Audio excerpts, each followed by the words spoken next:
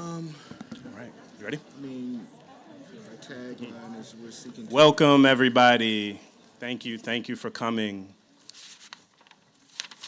My name is Brandon Terry. I am the John Loeb Associate Professor of the Social Sciences, and this is my dearest friend and colleague, Elizabeth Hinton, Professor of History, Law, and African American Studies at Yale, formerly at Harvard.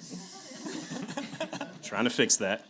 And we are so grateful to see so many of you here for the inaugural event of our Institute on Policing, Incarceration, and Public Safety at the Hutchins Center for African and African American Research at Harvard.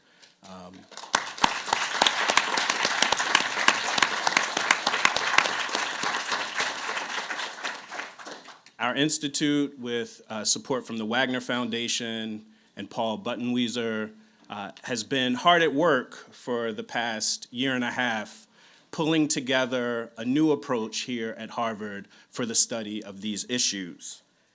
We can think of no better event than to start our our institute, than Tommie Shelby's new book, The Idea of Prison Abolition. So, today's event is co-sponsored by the Edmund J. and Lily Safra Center for Ethics, the Center for History and Economics, the Departments of African and African American Studies and Philosophy.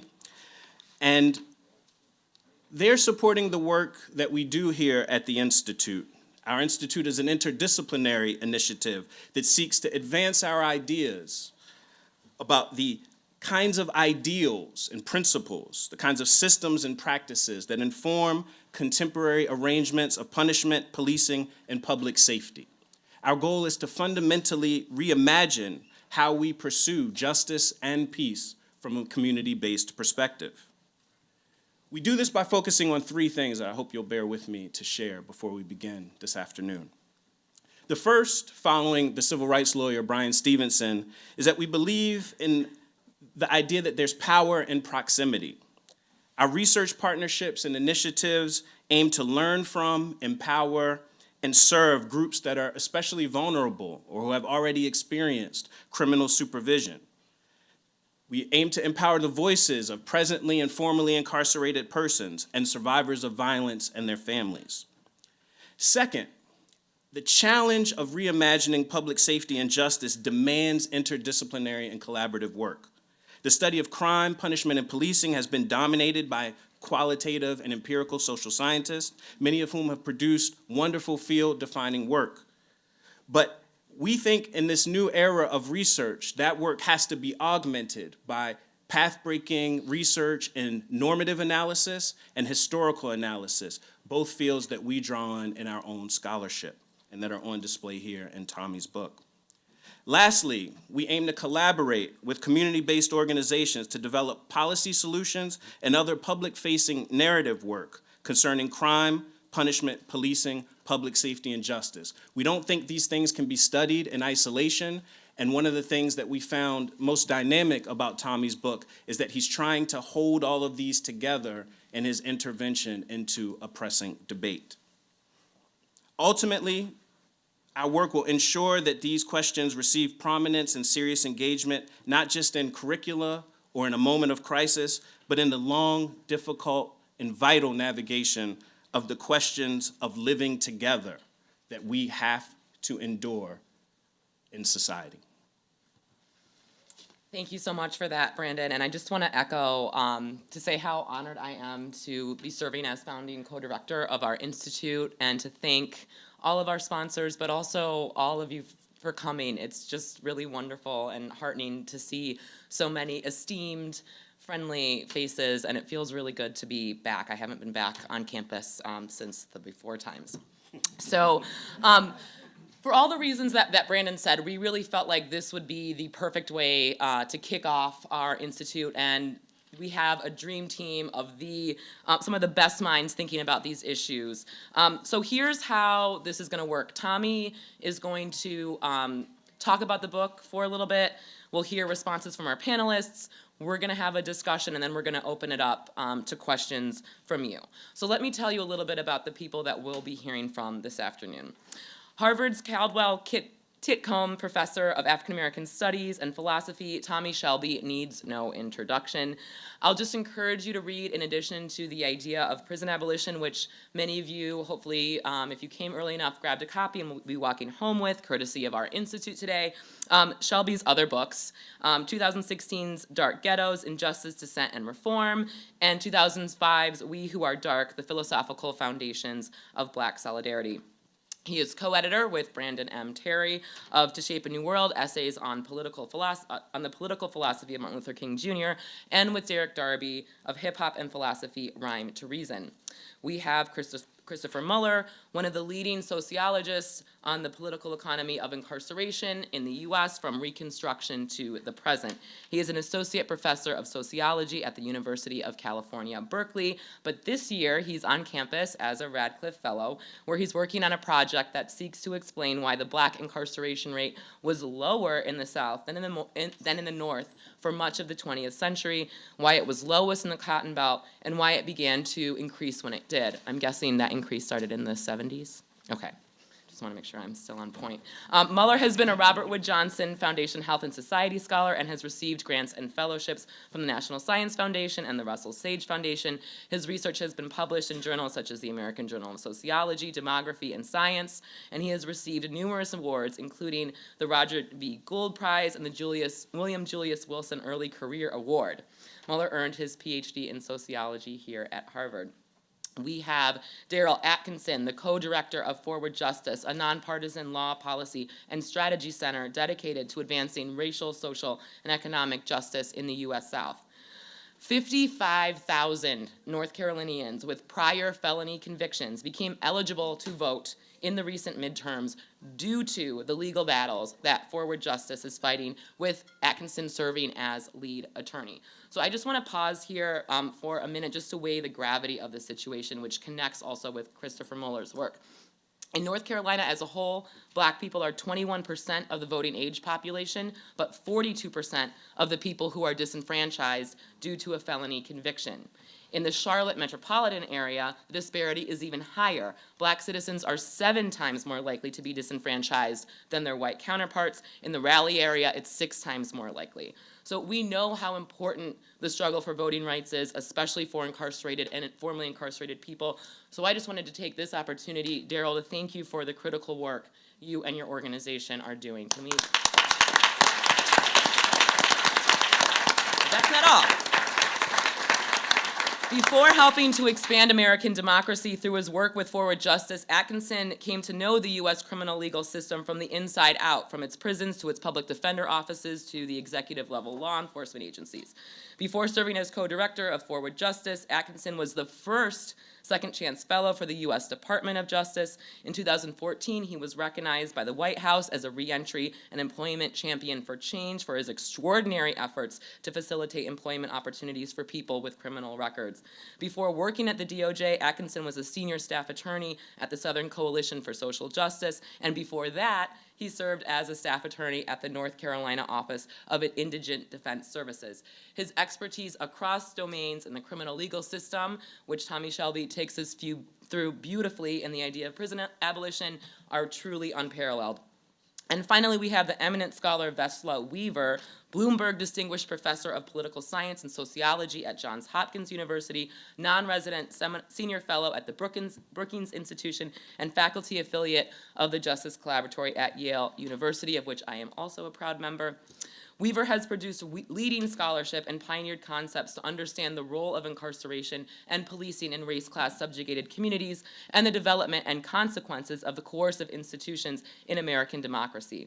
In particular, Weaver's Harvard PhD dissertation, Frontlash, Race and the Politics of Punishment, and the corresponding article in Studies in American Political Development shaped an emerging field and a generation of scholars. In her numerous articles from the pages of Science, the New York Times, and the Washington Post, as well as her books, Weaver systematically examines the way low-income Black and Latino citizens in the U.S. experience and respond to not only policing and incarceration, but various other layers of government, from welfare agencies and housing authorities to schools. She examines punishment as a crucial site of governance in the U.S., as well as a forceful mechanism of racial inequality. And her work asks what it might mean to construct public space based on civil health rather than surveillance. Among her many projects, Weaver is currently leading the way in documenting experiences of criminalization and confinement. Through the new civic infrastructure she created called Portals, Weaver and colleagues have amassed the most extensive collection of firsthand accounts of police in the country. And Weaver co-directs the American Prison Writing Archive, the largest and first fully searchable digital archive of imprisoned people in 400 prison and jail facilities writing about their experience of confinement. Such projects unite a concern with positioning the unfree as central theorists of democracy and will be a critical resource for historians and scholars of the carceral state for decades to come. Thank you all for being here. We are so excited for the conversation, and Tommie, we'll turn it over to you.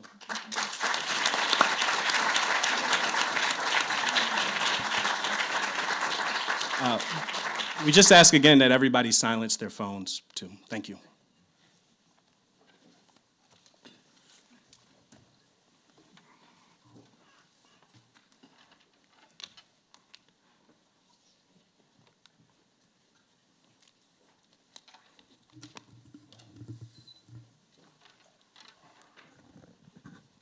Hello, everybody.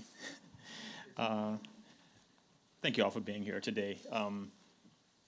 See family here, friends here, colleagues, students, people I've known for many, many years. It's really wonderful to see you, and thanks for coming on and giving me some support, which I need. I'm immensely grateful to Elizabeth and Brandon for organizing this event. Have been so generous in putting this all together, and the Institute on Policing, Incarceration, and Public Safety really couldn't be in better hands. I mean, imagine a better pairing. I can't imagine a better pairing. Also want to thank the Hutchins Center. See, the chief is here. Appreciate your support in putting this on, and your amazing staff, as always, on point, bringing things together. Want to thank the Safra Center, Center for History and Economics, my own department, African American Studies, and the Philosophy Department for co-sponsoring. I'm really grateful for the support. And of course, I want to thank Vesla Weaver and Daryl Atkinson and Chris Muller for reading the book and for engaging with it. And I'm really looking forward to our conversation here this evening. And it really means a lot to me. And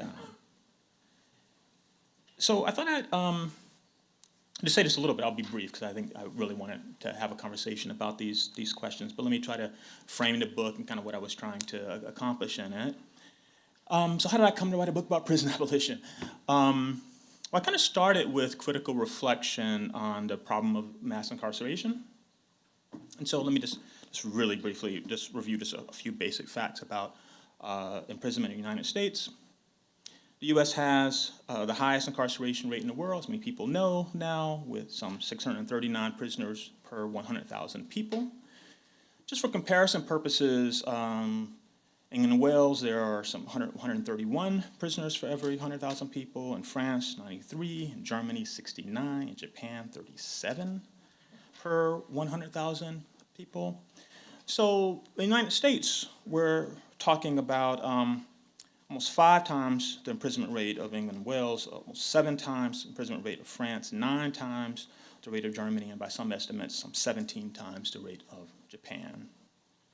And on any given day, there'll be some almost 2 million people who are incarcerated in the United States. Black Americans are incarcerated in state prisons at nearly 5 times the rate of white Americans. Nationally, some 1 in 81 Black adults in the U.S. is serving time in a state prison. Wisconsin, as it turns out, leads the nation in Black imprisonment rates, with 1 of every 36 Black Wisconsinites in prison. In 12 states, more than half the prison population is Black. 7 states maintain a Black-white disparity of larger than 9-to-1. Now, these and similar such facts represent what is sometimes called mass incarceration.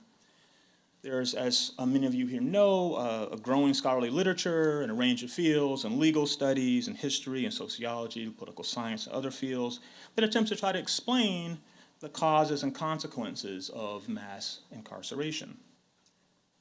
There's frequent coverage of the problem in mainstream print, broadcast, and in online media. They're activists in social movements, often supported by various nonprofit organizations that have emerged to fight against mass incarceration.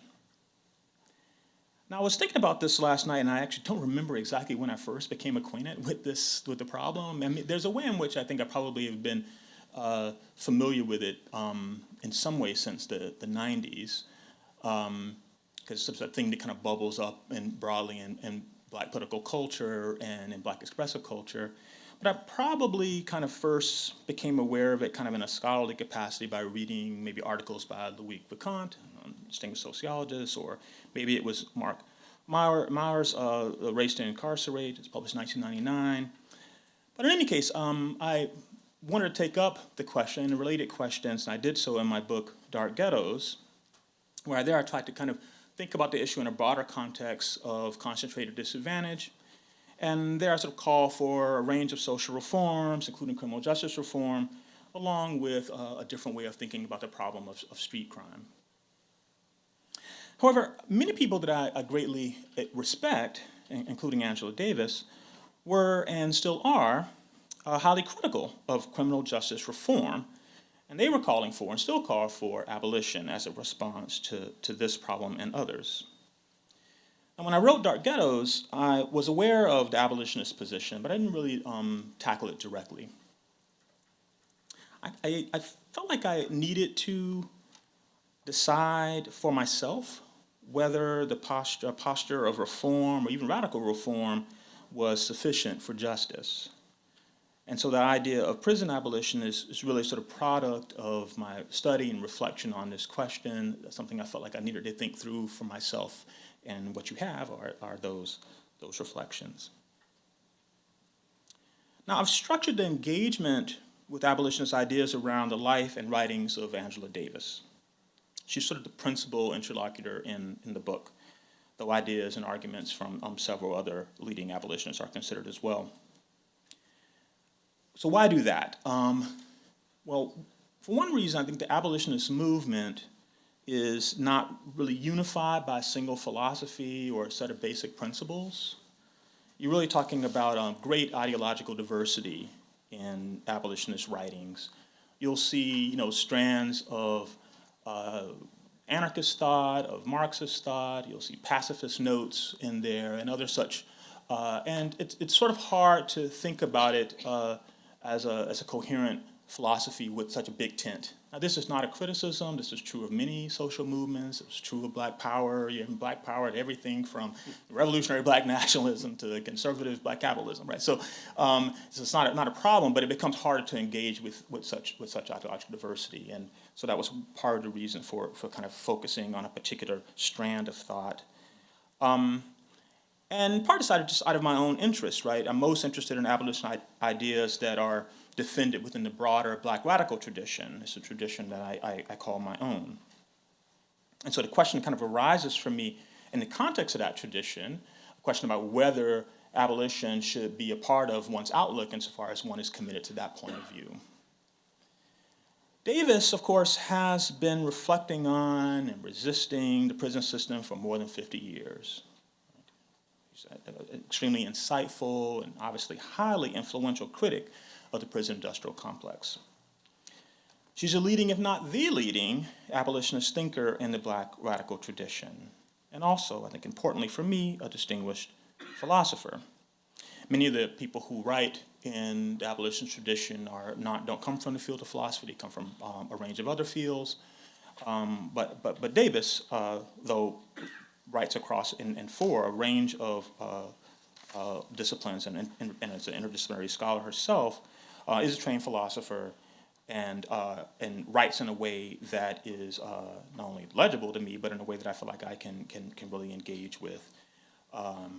And I think importantly, though she's an incredible symbol for Black radicalism and is often praised for the work she's done as an activist, you don't quite see the same kind of serious engagement with her written work, even though she's written, multiple books and articles, and you just don't see kind of really sustained critical discussion of her work. At least I don't see that much, especially by people who really admire her, and I count myself as an admirer. And philosophers in particular, though she's one of us, she's generally not embraced by professional philosophers, at least of my stripe.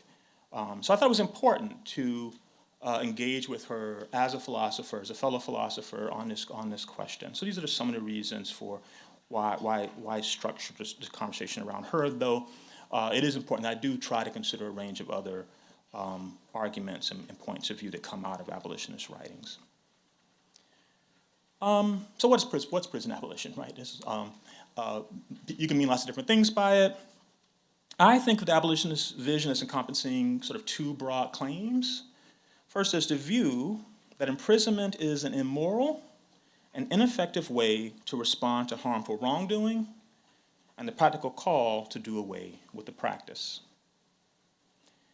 And secondly, it sometimes includes the view that our fundamental political aim should not be to reform prisons, which some abolitionists believe only legitimizes the practice of imprisonment, but to radically transform society so that prisons are no longer necessary.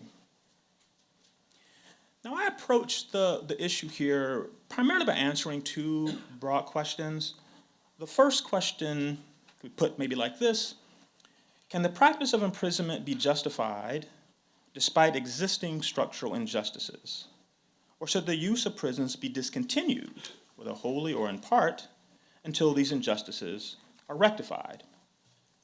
Now, that's a question about sort of what to do now, right? That's a question about immediate aims. But there's a second question: could a fully just society contain prisons? Or to put it slightly differently, is the practice of imprisonment ever compatible with social justice?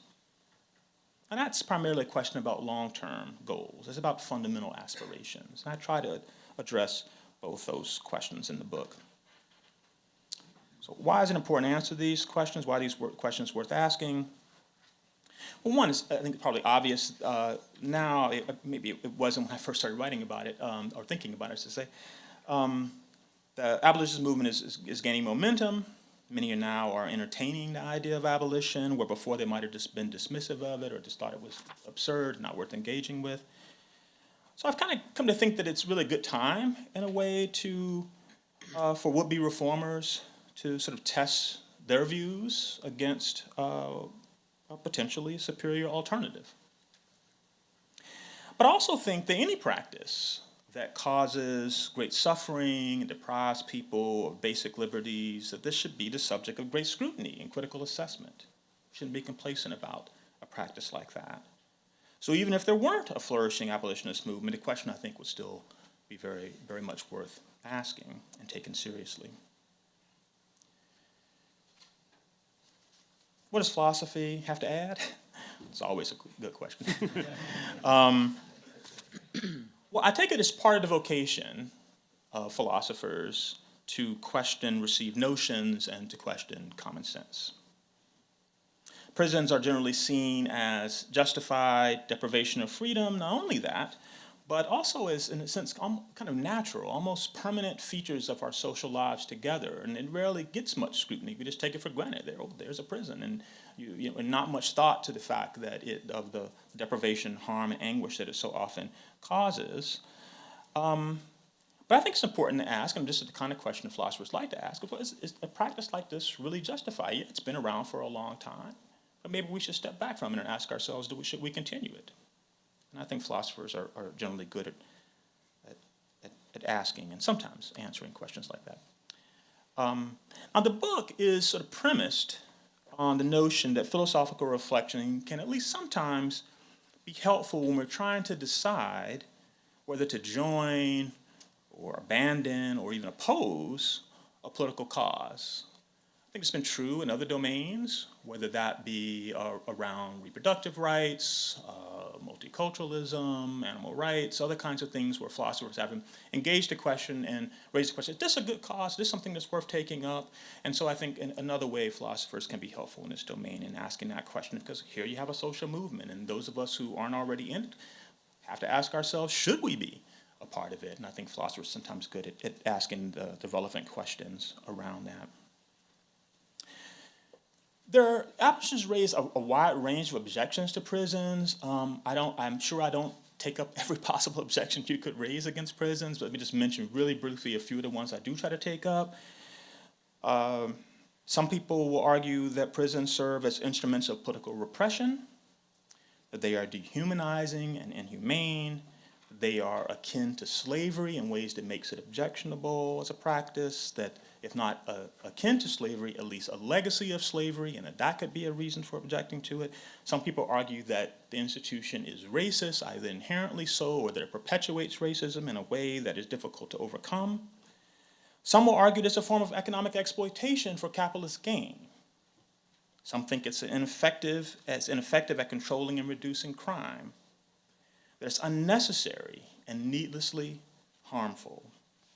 Or they might suggest that it's as a practice, it mostly disguises broader structural injustices rather than rectifying those injustices.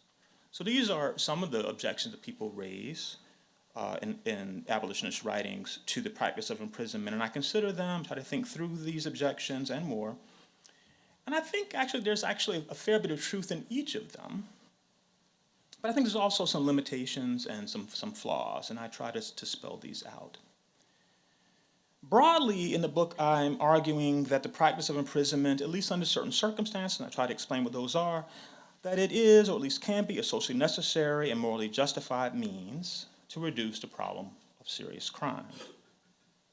But I also think that the aspiration for a prison-free society is an entirely worthy long-term goal. And I think we should experiment with less harmful alternatives like restorative justice and other things, much, much more than we currently do. In the meantime, I think substantial decarceration is called for, where we really should restrict the use of prisons for the worst offenses, the ones that cause the greatest harm, the irreparable harm and lasting trauma, at least until we can create more just social conditions so that everybody can have a reasonable start in life and meaningful opportunities to flourish. Now, some will no doubt frame the book as, if you like, the case against prison abolition. That's not really how I see it. I'm really seeking to draw on and synthesize what I take to be the best elements from reformist and abolitionist thought. And part of the point of writing this book is that I think that we can learn from abolition, and we really shouldn't simply dismiss it as impractical or politically unfeasible.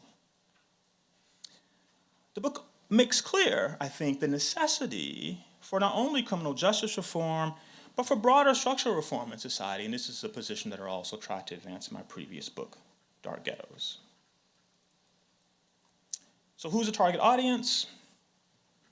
Primary audience would be those still trying to decide whether they should favor prison abolition over criminal justice reform. In many ways, the way philosophers typically take up questions, certainly the way that I take up a question is I sort of ask it kind of in a first-person way. I'm really asking myself, what should I think about the question?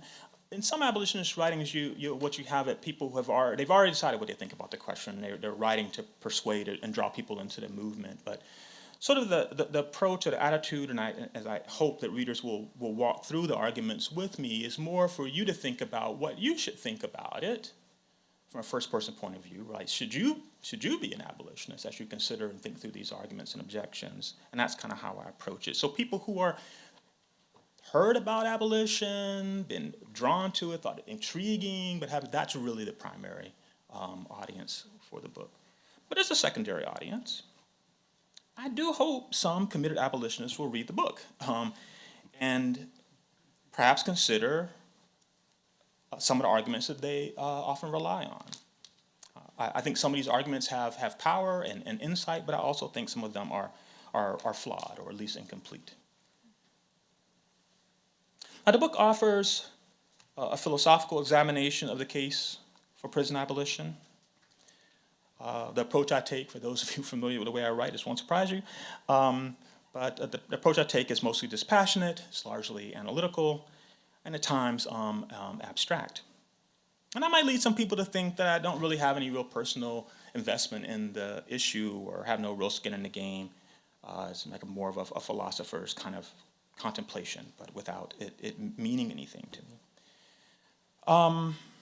And to be sure, I don't really have the kind of personal experience with prisons that, say, Davis has. But like a lot of African Americans, I have been personally affected by the prison system. The first time I entered a prison, I was actually 6 years old. And I was there to visit my mother's partner, who would later become my legal father, as it turns out, through adoption. He had been convicted of grand larceny and the use of a firearm in the commission of a felony. And he was sentenced to 15 years in a Florida state prison. The conviction was later overturned on appeal and remanded for a new trial. The prosecutor in this case later dropped the charges. The reasons are complicated. And my father was released, but not until he had served some 18 months in prison. Now, this episode had really an enormous impact, financial and otherwise, on my family, and particularly on my mother. Among other things, my sister was born while her father was locked up. And my father, even when he was released, he had great difficulty finding work, despite the conviction being overturned and the charges being dropped.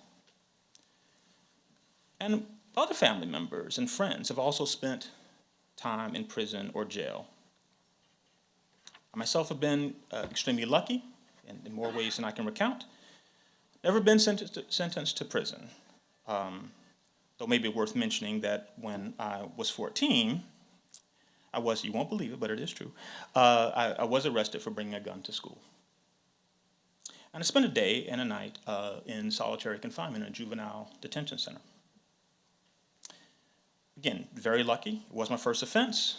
Got lucky on the judge. The judge decided to release me a day later. But as you can imagine, things could have turned out rather differently. Different judge, different day, different state. This was in Nevada, not in my home state of Florida, where court officials are much less forgiving. So I say this partly to say that I'm keenly aware of the long-term and sometimes devastating consequences of a prison sentence. I have enormous empathy for prisoners and for their families, and I really do hope the book reflects that. Indeed, I think true compassion for the imprisoned really demands that we take abolition seriously, given the deprivation and suffering that imprisonment inevitably causes. I think we should be sure that the practice is truly necessary and that it can be justified to those who are harmed by it. I'll stop there and look forward to our conversation.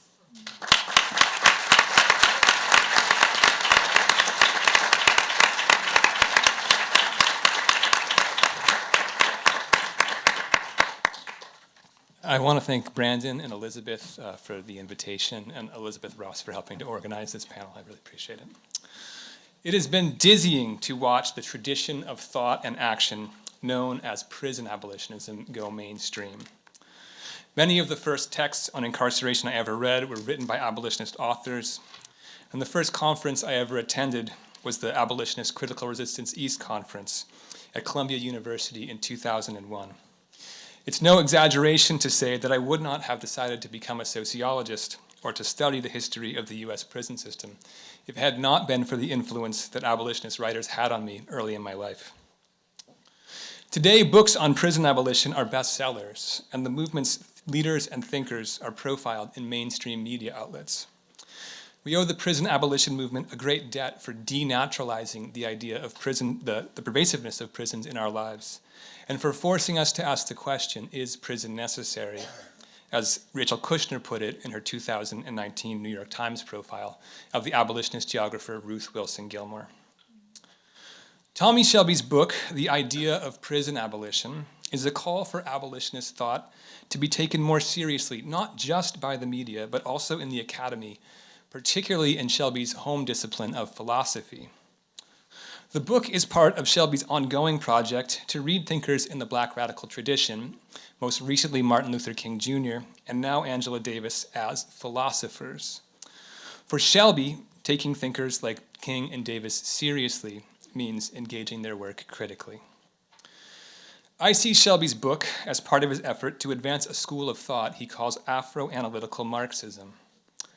The term is a deliberate nod to the analytical Marxists of the September group, who insisted on subjecting Marx's ideas to logical and empirical scrutiny, retaining what held up and jettisoning the rest. But Shelby has written of his disappointment that this group never seriously engaged the problem of racial domination. He wants to do for the Black radical tradition what the September group did for Marx, approaching this tradition as they approached Marx, with commitment without reverence. It is with this inspiration that Shelby turns to the work of Angela Davis. The book's title suggests that it is about prison abolition generally, but it's really a sustained engagement with Davis's ideas specifically. Abolitionist thinking is wide-ranging and varied, with plenty of internal disagreements. But a work of analytical philosophy like this requires crisp definitions. I suspect that much of the debate about the book will concern these definitions, particularly the definition of abolition itself. So it's important to bear in mind the limitations that Shelby places on the scope of his argument. The idea of prison abolition features all the hallmarks of Shelby's work: analytical precision, sparkling erudition, and a spirit of generosity towards those whose ideas he sometimes disagrees with. This last point is worth lingering on, because although Shelby ultimately concludes that prisons are indeed sometimes necessary, his writing models precisely the sort of non-adversarialism that prison abolitionists seek in alternatives to the prison. The idea of prison abolition covers topics ranging from the use of prisons in repressing political resistance to the ethics of prison labor, too many for me to discuss today. So I'll focus my remarks on Shelby's discussion of the role that functional critique plays in writing about incarceration. Then I'll close with a few brief comments on the book's central question: reform or abolition. We often hear that prisons exist because capitalism needs them, or because they perpetuate racism. These are the sorts of claims Shelby identifies as functionalist. In functionalist explanation, according to the political scientist Jan Elster, quote, one cites the beneficial consequences of a behavioral pattern in order to explain that pattern, while neither showing that the pattern was created with the intention of providing those benefits, nor pointing to a feedback loop whereby the consequences might sustain their causes, end quote. Functionalism, in short, is explanation by consequences. Rather than a cause pushing on a consequence, picture a consequence pulling a cause into being. One of the most common uses of functionalism in writing on incarceration is the argument that prisons are a functional replacement for slavery. In the United States, both institutions, it is correctly observed, have produced deep racial injustice and inequality. But what makes the argument functionalist is the further claim that they exist because they produce such injustice and inequality. This claim is a variant of the broader argument summarized by Shelby that, quote, racist capitalist societies are actually homeostatic systems. Their characteristic injustices endure because oppression in one part of the system are adjusted for elsewhere such that oppression is maintained, end quote. Racial injustice and inequality, in other words, are consequences that pull their causes into being. When one system, for example, slavery, is abolished, another, for example, incarceration, emerges to perform the same function. Several writers and organizers, including Ruth Wilson Gilmore, have pointed out problems with this argument, but I'd like to focus on some of its less noticed empirical and theoretical shortcomings. Numerous scholars have persuasively shown how incarceration after the Civil War closely resembled slavery. It's impossible to look at pictures of people in the convict lease system or on Southern chain gangs and miss this resemblance. However, this claim is different from the claim that incarceration was a functional replacement for slavery. After the Civil War, the South's incarceration rate rose dramatically, and racial inequality in incarceration soared. By 1880, for example, black people in the state of Georgia were incarcerated at 12 times the rate of white people. However, despite these changes, the number of people in prison remained a tiny fraction of the number of people who had been enslaved. In Georgia, for example, enslaved people made up nearly half of the state population in 1860, whereas people in the convict lease system made up less than 0.1% 20 years later. Moreover, as I've shown in some of my own research, the black incarceration rate was lower in the South than in the North for much of the 20th century, and lowest in the Cotton Belt, those counties where slavery was most prevalent. If incarceration were a functional replacement for slavery, we'd expect the opposite to be true. The argument that incarceration in the United States must be understood in relation to both slavery and capitalism is undoubtedly correct. But I think we gain a better understanding of the empirical patterns I've just described if we conceive of this relationship in causal rather than functional terms. What I'm calling for, in essence, is the social scientific equivalent of Shelby's more philosophical Afro-Analytical Marxism, a conversation between the black radical tradition and analytical sociology with its focus on definitions and causal mechanisms. Slavery in the United States was both a system of racial domination and a system of economic exploitation. Systems of exploitation are defined by dependence. Both slaveholders before the Civil War and planters after the Civil War depended heavily on black Americans' labor. That meant that unless they could use the labor of people in prison, they had strong reasons to try to keep workers or potential workers out of prison rather than in it. One of the key underappreciated ways that planters kept workers out of prison and in the fields was by gathering at courthouses and offering to pay defendants legal fines. If a defendant accepted the offer, planters then forced them to work to pay off the debt. Defendants faced the impossible dilemma of choosing between the brutality of incarceration and the trap of peonage. This system of peonage offered planters one way to establish a coerced labor force after the Civil War. But it also had the side effect of lowering the black incarceration rate in the Cotton Belt. Thus, rather than view the South's comparatively low black incarceration rate as a sign of the region's mercy or leniency, we should instead view it as a sign of black Americans' continuing unfreedom and exploitation outside of the prison. In capitalist economies, competition between employers can lead them to devise ways of producing things using fewer or cheaper workers. When welfare state supports are weak, contractions in the demand for labor can leave workers who are expelled from the labor force without means of subsistence. These workers may turn to theft, illegal markets, or other criminalized forms of appropriation to survive. The causal account of the relationship between slavery, capitalism, and incarceration helps us to see why a high demand for agricultural labor kept the South's black incarceration rate comparatively low for much of the 20th century. But it also offers a clue as to why it began to tick upward when it did. Critics of the idea that slavery and mass incarceration are connected often will ask, if slavery and mass incarceration are related, why did mass incarceration take off a century after slavery ended?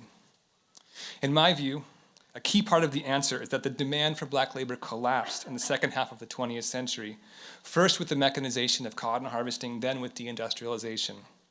Today, many of the economic changes that hit black Americans first are hitting white Americans, whose rate of incarceration is rising. Slavery and capitalism, of course, have had many other consequences that bear upon the scale of incarceration. Slavery's regime of forced labor left the majority of black people after emancipation with little or no wealth. This consigned them to the bottom of the labor market and made them especially vulnerable to fluctuations in the demand for labor. Slavery also gave rise to a racist ideology that led many white Americans to view black Americans as a distinct group with interests opposed to their own. This ideology motivated the refusal to sell land to black Americans, discrimination in the labor market, and the imagined connection between blackness and criminality. Capitalism, meanwhile, establishes not only a relation of dependence between employers and workers, but also a relation of competition between workers. Competition over necessities can exacerbate racist ideologies and lead workers to support punitive measures that are directed against their perceived competitors. In contrast to the functional account, the causal account points to specific mechanisms through which both slavery and capitalism are related to long-run patterns in incarceration. These mechanisms in turn suggest points of intervention, acting directly on slavery's economic and ideological effects and establishing economic relations that are not predicated on exploitation and competition over necessities would likely reduce both the scale of incarceration and racial inequality in it. This leads us to the question at the heart of the book, reform or abolition?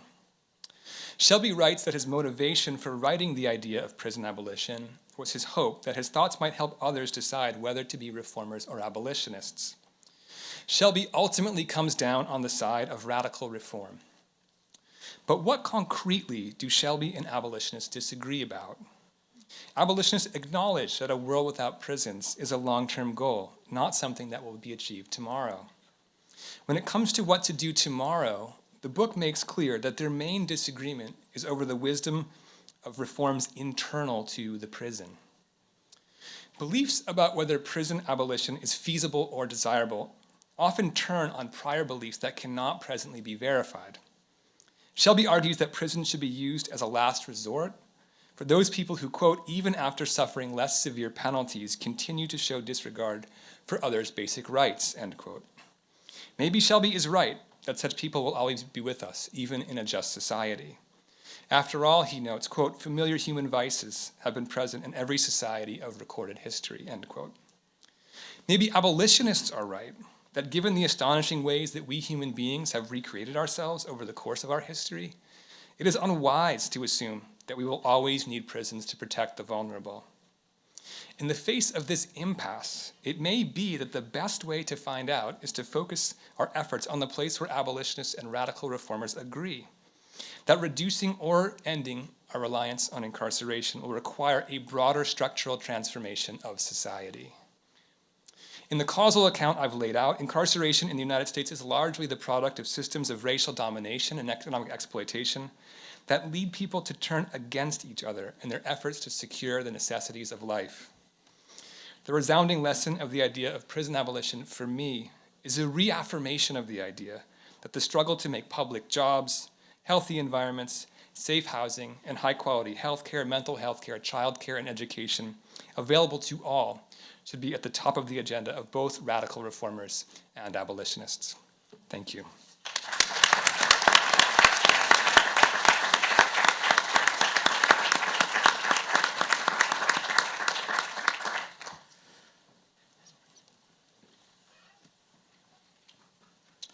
Elizabeth, thank you for that warm introduction. I feel like I'm back in school, and I don't know if I did my assignment right, but we're gonna push forward. I chose a chapter in the book. When we were given, solicited to participate, they said read part of the book and offer some critique and some thoughts. So I chose chapter 1, Army of the Wrong. I chose Army as the Wrong of the chapter that I would critique because it is intimately connected to my personal and professional trajectory. I believe that the Army of the Wrong are the vanguard of the movement to transform the criminal legal system. However, I believe Shelby's group identification of this group is too narrow. If he's willing to expand his definition of who comprises this group, I believe the group is essential against the fight against mass incarceration. And the reason I believe that isn't by happenstance. My life circumstances propel me to this belief. In 1996, I was convicted of drug trafficking in the state of Alabama. Given a 10-year sentence, I served a mandatory minimum of 4 years on that 10-year sentence. I went into prison with a high school diploma. I came out with a high school diploma. This was 1996, 2 years after the passage of the '94 crime bill, which ended any post-secondary education, so I languished inside. I worked on farms, I did menial labor. It was debilitating. I spent 105 days in solitary confinement because, prison isn't the best place to get yourself together and resolve conflicts with other human beings who you may have them with, so you have to engage in the subculture to be able to survive. Fortunate enough for me, I was released to a loving family that provided me food, clothing, and shelter, and I didn't have those immediate Maslow'ian pressures pressing down upon me. As a result, I could think, make a plan. I went back to school and got my associate's degree, bachelor's degree, law degree. I'm licensed to practice law in Minnesota and North Carolina. I've been practicing law in North Carolina for 15 years. I've never had a client that didn't have a criminal record. My only mission, and I know I was set apart and sanctified for this purpose, was to be an advocate for people just like me. Because, see, I never considered myself special. I never considered myself different. I left 100 brilliant men behind the wall. The only thing that separated me from them was access to opportunity, and that's why I've been trying to bend this curve to create access to opportunity for them. So these issues, and in the book, quite honestly, I had to, just got to admit it, elicited a lot of emotions. Because I'm not dispassionate. I got skin in this. And it's difficult sometimes to separate your personal experiences from the intellectual exercise. And so it took some restraint, some discipline. I would have to read it and put it down and pick it back up and put it down. And the primary sources that Mr. Shelby used were very inspirational to me. George Jackson kept me alive in prison. It was my lifeline. It was the only thing that I could see hope in. Because, see, I wrote to the NAACP, I wrote to the ACLU, I wrote to the Legal Defense Fund, I wrote, and nobody wrote back. So George was, for me, an anchor that I could have some hope in. Heavily influenced by these texts, even though I had disagreement with them and some of their premises, even when I read them. When I was in St. Clair Correctional Facility, I was part of a law collective started by a man by the name of James Mcconico. And I'm going to tell a little story, and hopefully it doesn't eat too much of my time. I'm a trial lawyer, y'all. I communicate through stories. I'm a son of the South. We tell stories, right, to communicate our messages. And so I remember this day like it was yesterday. James is in his cell. He had found out I had a little bit of college, and he wanted to meet me. And I went into his cell, and this guy burst into the cell in the middle of our conversation. Big black brother, about 6'4", ripped to shreds. Not a six-pack, a 12-pack, right? And he dumped his laundry bag of coffee and cigarettes. And for those who might not know, those are non-perishable items. That's money inside. That's jail money. He dumped his coffee and cigarettes on Mcconico's bed, and he said, "James, I want you to work on my case." Because, see, James was a jailhouse lawyer in the state of Alabama. If you didn't file your direct appeal within 24 months, you were stuck with whatever sentence that you had. So jailhouse lawyers were really, really powerful, and they could curry the favor of people inside. And James knew that. And James looked at the brother. He said, "I don't want your jail money." And the brother was like, "Well, I'll get my people to send your people a money order. I'll get you some free war money. Don't worry about it."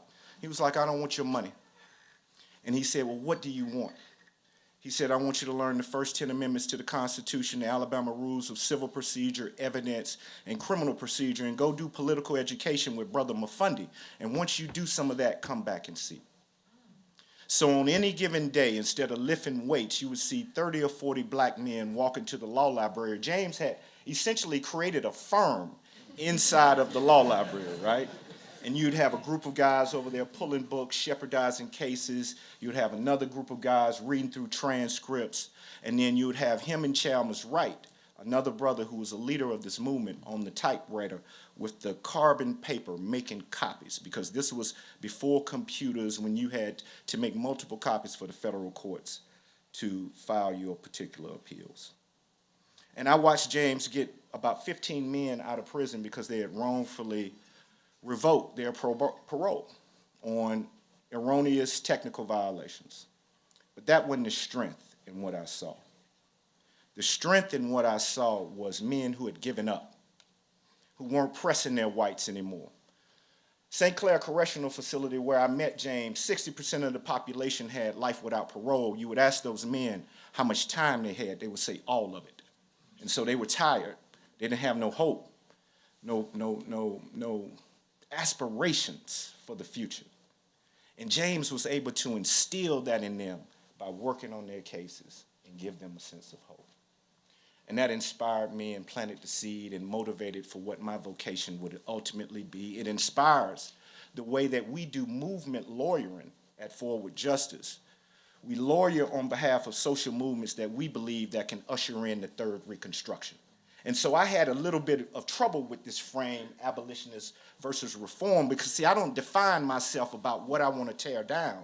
I define myself of what I want to see. And what I want to see is a third reconstruction in this world, and you can, in this country, and you can ask, what is that? And then we got people like Professor Gates, who's given us such historical precedent of what it could look like. 1865 to 1877, you had the passage of the 13th, 14th, 15th Amendments, right? Tangible examples of ending this previous racial caste. And so I rejected the argument, is slavery exactly like mass incarceration? No, it's a modification of a previous caste system that was dominant, right? So the previous caste system was chattel slavery in the first Reconstruction. Then let's go to the second Reconstruction, 1959, 1971, you got the passage of the Voting Rights Act, Civil Rights Act, Fair Housing Act, and the racial caste system during that time was legalized apartheid. So it's just morphed and changed. In the third Reconstruction, we knew what was essential to that was expanding the electorate. And that's why we took on that case, CSI v. Muller, to create new voters, just like they did with the passage of the 15th Amendment, just like they did with the passage of the Voting Rights Act, just like we're trying to do with expanding this new electorate of people who've been convicted of felonies, whether they're if they're living in our communities. I want to now go to the parts of the book, and I'm going to try to be quick. I agree with some parts, and I disagree with others.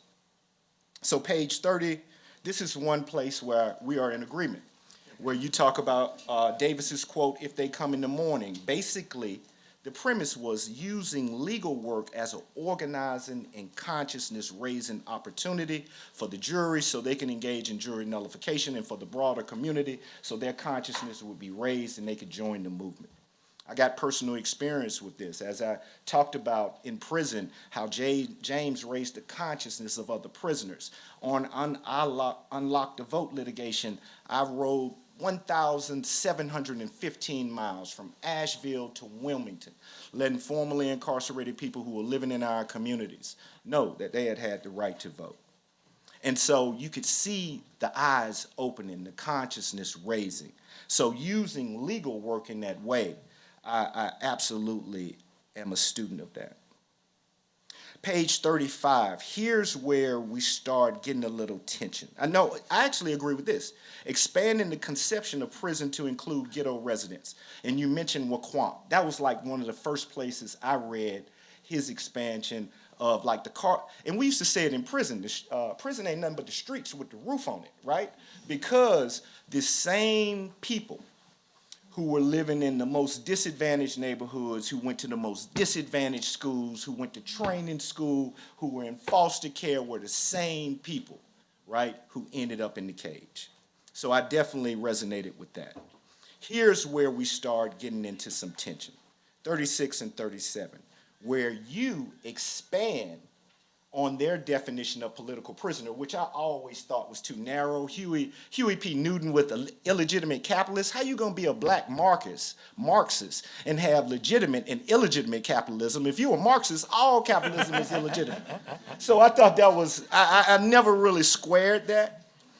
And their narrow definition of political prisoner, I think they're leaving out a whole lot of folks who could be beneficial in this movement. Shelby highlights this. He says, those who refuse to participate, when he's expanding from political prisoners and the carceral state under the roof to ghetto residents, he says, those who participate in the illicit economy on the grounds that, who refuse to participate in the illicit economy on the grounds that to do so would be degrading and exploitative, often have greater difficulty raising funds to move better, particularly if they abstain from preying on other disadvantaged members of the community, for example, not robbing them or selling them narcotics. Their unwillingness to accept whatever jobs is punished with an impoverished and segregated existence.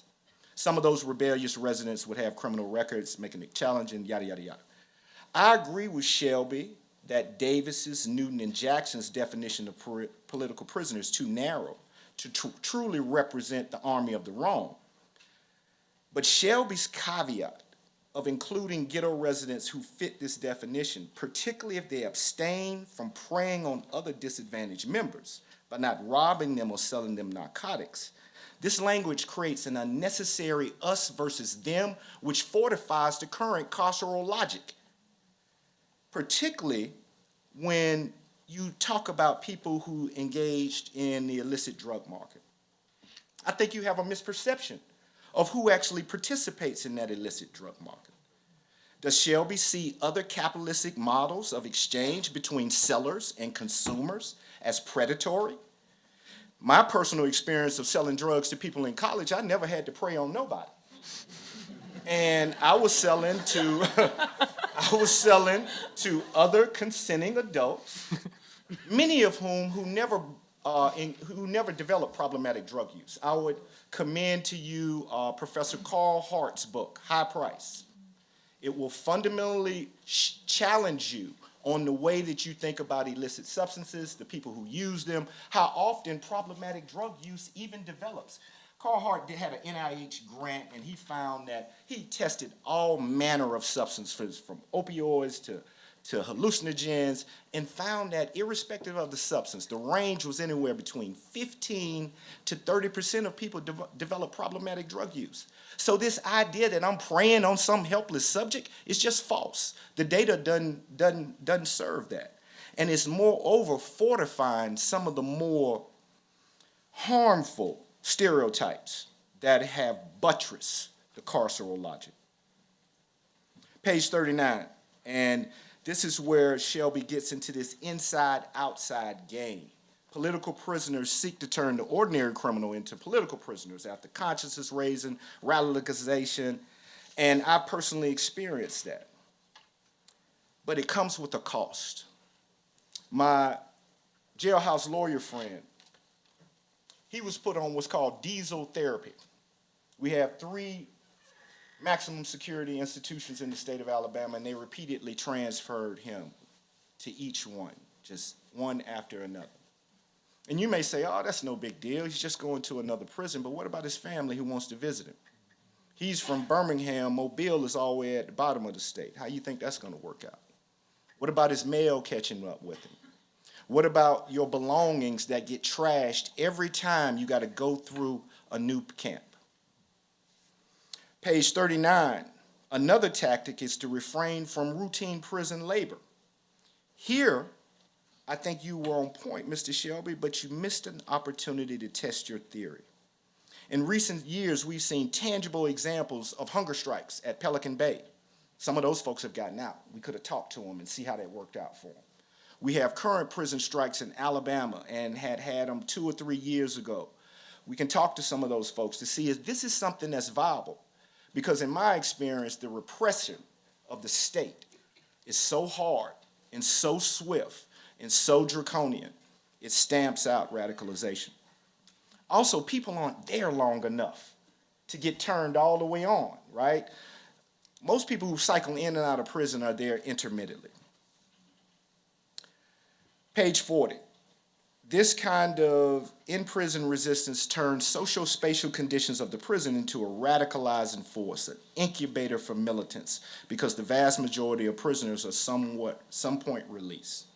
Here, I agree with Shelby. If he expands his definition of political prisoners to include FIPs who may not fit his definition or other definitions of political prisoners. The Florida Rights Restoration Coalition, led by Desmond Meade, a MacArthur Genius Award, Time 100 person, ended permanent felony disenfranchisement in Florida, a vestige of Jim Crow. Desmond wouldn't categorize himself as an abolitionist. The Voice of the Experience led Amendment 2 in Louisiana, which ended non-unanimous juries. Once again, a vestige of Jim Crow. I don't think those brothers or sisters would necessarily self-identify in an abolitionist or reform kind of artificial dichotomy. Quite frankly, y'all, if I can keep it a buck, this is a coastal argument. This is an argument of coastal elites. In the South, we don't talk like that. We're just trying to do the best thing for our people, right? I'm trying to do any and everything to bring some relief to my folk, right? So whether that's abolition, whether you call it reform, whether you call it whatever, I'm trying to help my people.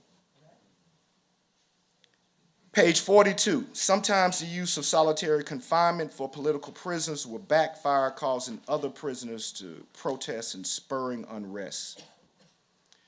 Solitary confinement is brutal and debilitating, crushes the human spirit.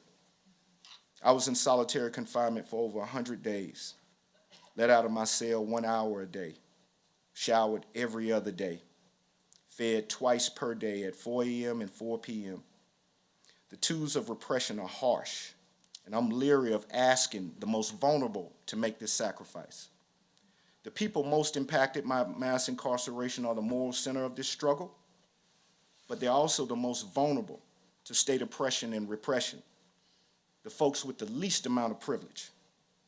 We need to be convincing those with the most privilege to use that privilege for the benefit of the most marginalized.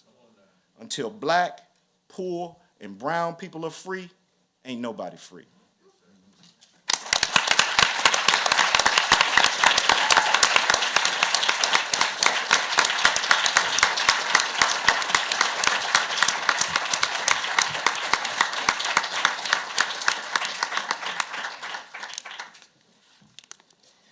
Oh, I have the great fortune of following that. Yeah.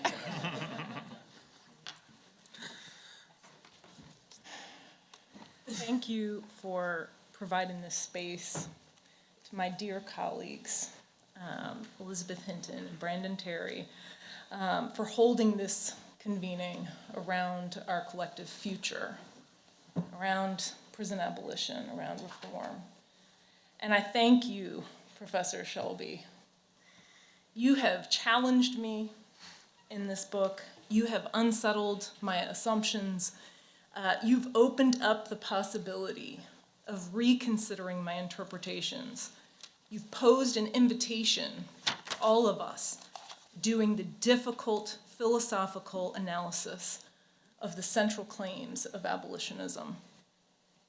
My family is indeed very tired of me walking around posing questions to them in the middle of a board game or Game of Thrones. What do you think about this claim? What do you think about this? In fact, I don't think I've ever highlighted a book so much, an e-galley that is. And I would say this, I usually teach race and the politics of punishment. And I always have, in fact, you're the only philosopher on my syllabus, Justice Deviance and the Dark Ghetto. And this time, I had a group that was not as advanced, and I thought, maybe I should save this till later in the semester. And lo and behold, those concepts reared their heads in the second week of class. And we couldn't do away with them. They stuck with us. They inhabited the way that for everything that came later in the course. So I thank you for that. And my comments today will probably center on some of the provocations that you raise about a just social order. Okay. I will admit to you all having a difficult time with this text and the examples. The difficulty was in seeing the examples as just that, stripped from everything I knew from everything I've studied the last 15 years about how prisons, about how coercive institutions in a racialized democracy work. You asked me to imagine what would incarceration, what would the prison look like under rather different social conditions than currently prevail. To ask that is asking me to discount the evidence and pattern relations across generations between the state and its citizenry. And I would go further. What we have is extremely relevant here, primary even, because it's delimited the where we can go. The American prison regularly provides evidence that contravenes a just social order, that contravenes systemic injustice or systemic justice. Even words throughout the text like threat of imprisonment and deterrence conjured for me Pieces like Victor Rios's ethnographic exploration of boys who were criminalized at very young ages, at their parents being brought into and participants in that criminalization because they too were in that order. Huey Newton's work that you raise brought to mind the soul crusher, him describing the inhumane conditions of having a hole in the floor to go to the bathroom in. And Winfred Rembert's Chasing Me to My Grave, where he describes basically the sweatbox he was put in our lifetimes, not a remnant of slavery, in our lifetimes. Thus, it was very difficult. I had to put down the book several times. It was very difficult to abstract myself, to operate at the remove that you're asking us to do, to put up each claim to its technical merits. The hard case, or maybe it's the easy case, I don't know. Would we have incarceration or justify incarceration if society was just? If it was a non-coercive democracy and not the one we have before us? I tend to come at things not from suppositions and not from the ideal world, but from actual lived experience, from the society we know and we live in and we walk in, we breathe, the society people describe they live in. Not just the formal embodiments of what's on the books, not just the official rules of the game, not what could be under ideal arrangements. The prison in a democracy is not just institutions and legal structures, constitutional prerogatives, and formal embodiments. It's also the broader governing arrangements and orientation that the democracy has towards particularly what I've called in other work, race-class subjugated citizens. It is what Melvin Rogers calls a culture of disregard, the social visions displayed in a polity that either direct care and concern or disregard and expendability, that either embrace citizens as co-equals in that project of democracy or subject them to consistent suspicion and disaffirm their worth. We now have, and Professor Hinton had mentioned the Portals Project, where we amassed, after Ferguson and after the Baltimore uprising, we asked people to narrate. What is your theory of the state? How do you understand policing? What is your experience? And talk with others across geographic distance, age, other social categories. And what they described to us was a departure from what we have all been taught in civic textbooks about the democracy we think we have. We now have a very large evidence base of testimony from oral histories across the Black counterpublic, from newspapers, as in Professor Hinton's work, qualitative data collections of a sustained pattern of state violence and racial repression that violates core democratic norms and principles. And so it was difficult knowing that policing, and I would put policing in with prisons because it is part of the same coercive set of institutions and lived experience, right? So what do we do when policing and prisons have been central figures, central actors in the machinery of racial repression in this country for generations? To know that you have no protection and at once are subject to discipline, and that the reach of that discipline extends into every corner of one's life: play, travel, work, your home, your children, even social provision agencies. And across a lifetime, so much of your life is spent to cordon oneself off from that surveillance and suspicion. So I would offer that if we look to that bottom-up experience, and I don't think we can isolate questions of prison abolition from questions of the democracy in which it sits, right? If we look to this bottom-up experience of democracy in highly coerced, policed, surveilled, disciplined, regulated communities across our nation's historical canvas, we witness several features that contravene democratic principles and are remarkably, remarkably persistent.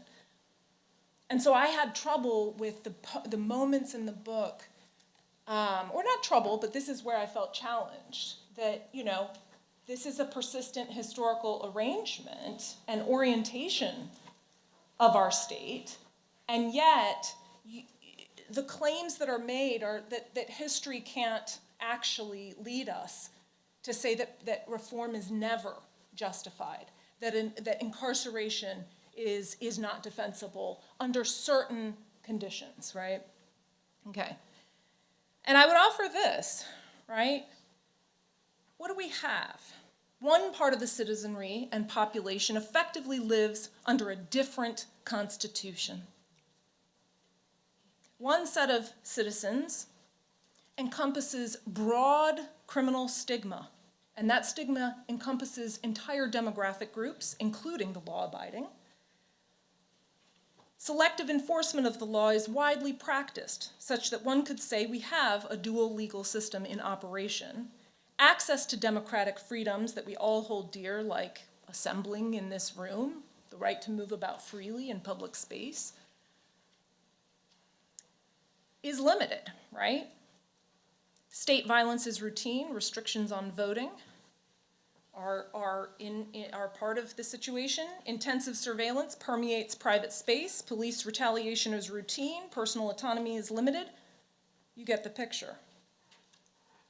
And habits and adaptations to deflect the attention of the carceral state are widely shared. Trust in institutions is quite low. Okay. After the recent uprising in 2020, my colleagues and I, we set about to ask the citizenry, to say, what does the state you have look like? And this is what they told us. They said, we don't have constitutional protections. Constitutional protections don't protect us from the police. Yeah, rule of law may be important for some areas of the country, but let us tell you how it actually works for us. And I'll describe some of that a bit later. So, instead of asking, is prison redeemable? My orientation tends to be the inverse, to ask, what explains why racially repressive policing, criminalization, and imprisonment has survived every single moment to reform it? What explains the unmatched staying power of authoritarian patterns of policing and imprisonment within one of the world's oldest and most vaunted democracies? Why has racialized policing and penality been immune to change or dismantling, even when some of the useful reforms,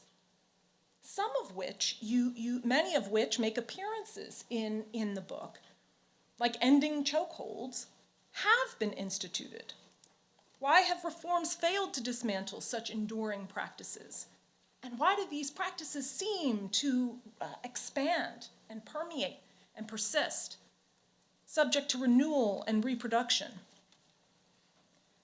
And I would offer that time and again, it's because Americans have shown themselves to be quite willing to turn to racially authoritarian practices to deal with crime and safety deprivation. So when groups and political struggles speak of abolishing something, my mind travels to the set of institutions as we have them, as it is, not some ideal form that has never obtained in our democracy. But that's not your project. So let's imagine that we can put in place the moratorium and the rules and there are many, right? The moratorium that Professor Shelby suggests. Let's confine prison to those who commit wanton violence and grave predatory harm to others. Let's ensure that there are rightful checks on abuse. You write, "It is this problem of wrongful aggression, an unfortunate reality of human social relations that generates the necessity for a proportional response to thwart the threat of harm. But also, the state should not overreach in their punishment. It shouldn't be retributive.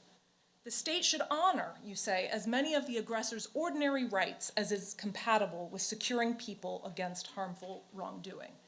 So if we accept Professor Shelby's argument that prisons are they're not inherently dehumanizing, and I'm generalizing your argument, I'm not going through each of the claims.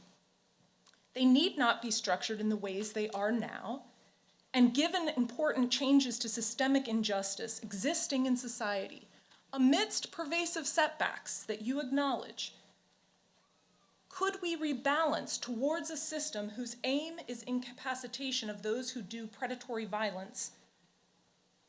And where does that leave us? If we all woke up tomorrow, otherwise stated, and all of these things were in place, we had a just social world.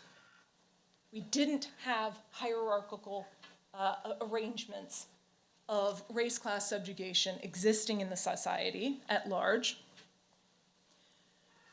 Would abolitionism stand? That's what you ask us to imagine. Would prison at all, in this extraordinarily stripped down form, in a just society, be defensible? You argue that yes, some incarceration is not only defensible or permissible, but necessary. Imprisonment and the threat of imprisonment can be legitimately wielded to prevent serious predatory violence. Is mistreatment or overcrowding bad? Yes, but it is not universal, and we can expunge nefarious practices and actors. None of this, none of what we know historically is inherent to the prison. They need not be part of incarceration, and thus reform will always remain a rightful goal. That's the argument. Here I would say you have an abiding faith in correctable features of the prison as we know it, but I want to take you at this argument, right? I want to take you where you've put us. So questions that arose for me, 3.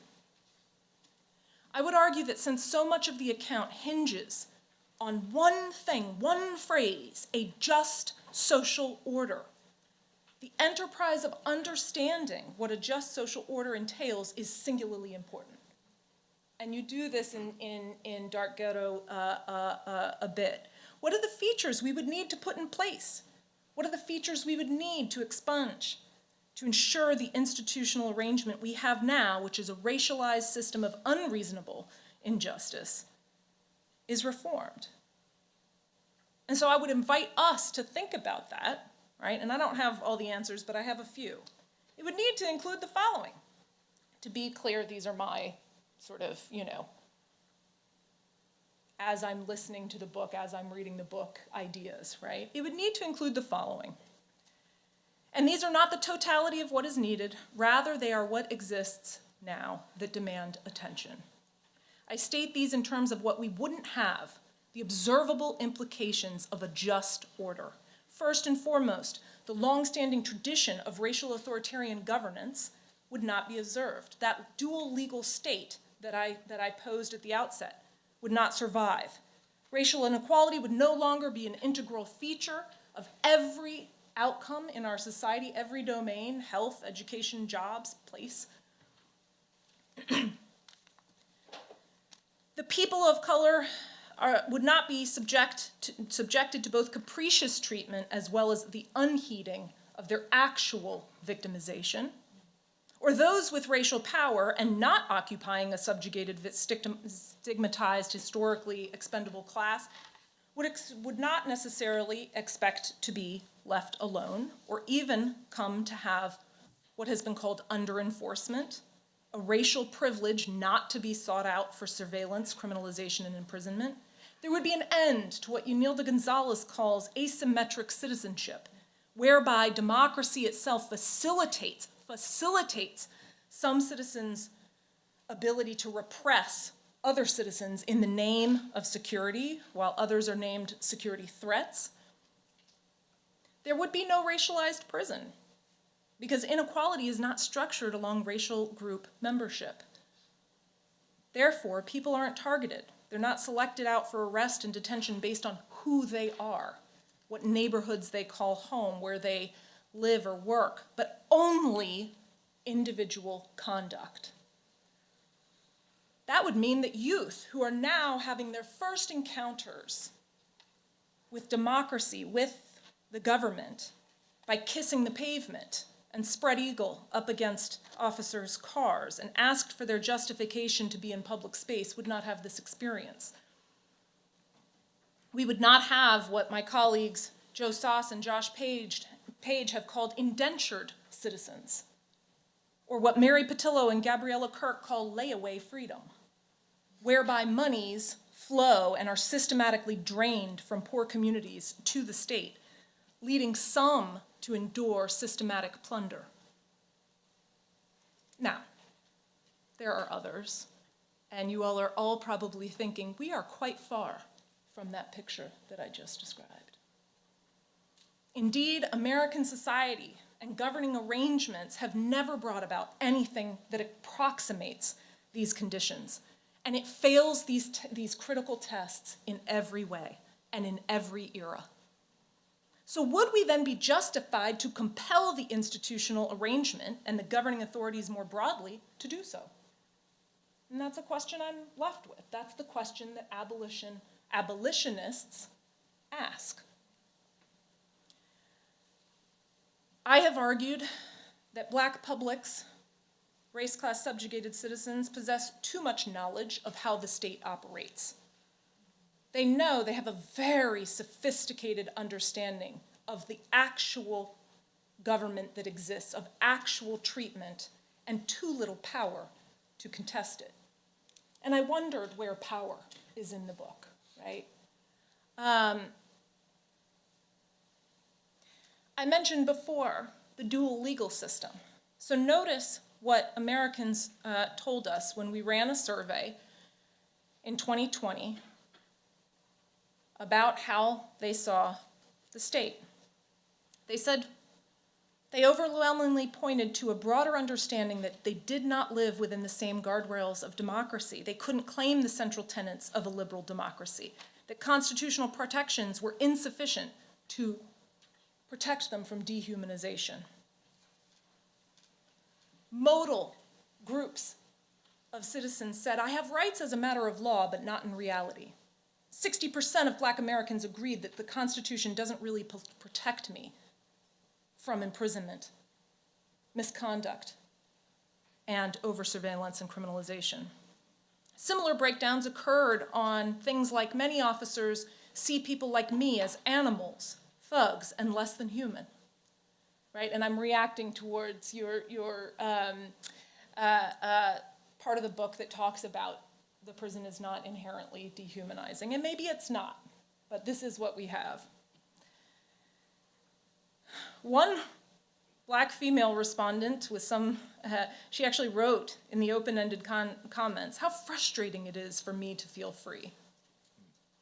On the whole, Black Americans agreed that we have to go by a different set of rules in our interactions with police, that compliance would not protect them against bodily harm, being stopped, being surveilled, being detained. And perhaps most troubling for a nation that prizes democratic freedoms, many reported several mundane situations they would avoid to limit those kinds of interactions. Okay. The second question is, what role do those who have been oppressed and subjugated, what role are they meant to play in the construction of these new institutional arrangements that you give us in the book? Who is charged with ensuring it does not careen back to the prison that we know, that social scientists and historians have measured?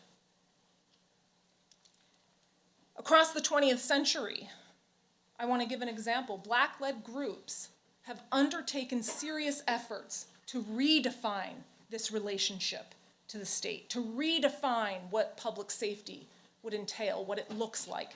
and arguably to transform democracy itself. Indeed, even within the policing apparatus, they tried to transform their institution that long predated contemporary struggles like the movement for Black lives. The following example is useful. We found, this is Gwen Prowse in my work, we found that there existed Black police leagues, Afro-American Patrolmen's League, the Bronze Shields in Newark, the Philadelphia Guardians. There were leagues across the country. These Black police leagues embodied an abolitionist stance from within law enforcement themselves. They documented, and many of them arose out of abuse, right? So Renault Robinson, in his oral history, who was suspended by the Chicago police force, right, documents walking into office, into his first day on the job, and he sees a picture of an African savage scrawled on the bathroom wall. They documented a pattern of being subjected to surveillance, sanction, removal, and retaliation for contesting dehumanizing institutional practices. There's a Detroit officer named Thomas Robinson, and he recounts this. A lot of us had become alienated from the main police department because now I had began to see the reality of mistreatment of Black people. And he's describing how they were crowded into a garage in the heat, women and children. They may have been guilty of doing something, but we didn't think they should be treated that way. So a week later, at roll call, a bunch of Caucasian officers challenged us for our opinion. So we didn't like what they had talked about because we didn't like how people were being treated out there. So they, the white officers, challenged us to a gunfight. Right? Can you imagine today? Like, you're raising complaints about the democracy and about the policing force, and you're challenged to a gunfight. Okay. We find that these groups and their leaders were not only central to posing a pre-abolitionist challenge and to curtailing abusive policing and penality. They passed resolutions against stop and frisk. They passed resolutions against the wanton use of lethal force. But they also, and here's what's significant, they also imagined and modeled a different way of responsiveness to Black communities. More broadly, they refused to participate in what they called genocide, right? So if you look at their slogan, it actually says, like, Black power through the law. They believed that the law could deliver power. It need not deliver asymmetric citizenship.